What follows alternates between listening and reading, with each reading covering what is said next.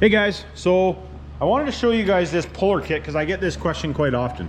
This is one of the pullers that I have. I bought this off of Amazon. I will link it in the description down below. But this is a dowel puller.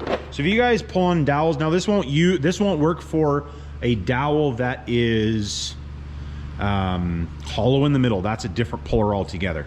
But this is a cheap kit if you guys are doing like any small block stuff or pulling dowels out of flywheels or any of that type of stuff.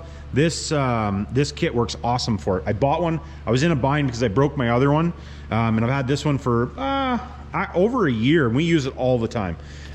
So basically what it is you slip it over top of a dowel, and then this piece, that's what actually clamps it in there, is this piece.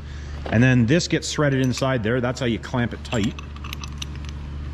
If I had a flywheel here, I would show you guys, but I don't have one here.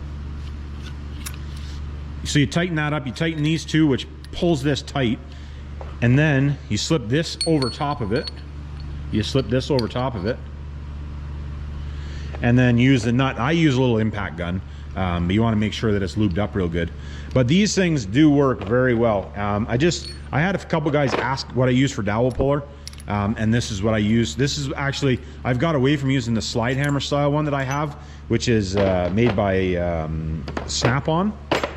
And I've actually started using this one all the time, so I find it easier to use. So like I said, I'm going to link it down in the description for any of you guys that do want to, you want to have your own dowel puller for pulling dowels on blocks, heads, that type of stuff.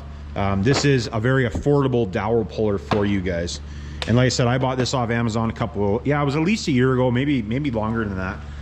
But anyways, I will link it in the description, and it is just something I wanted to show you guys. So anyways, we'll catch you on the next one.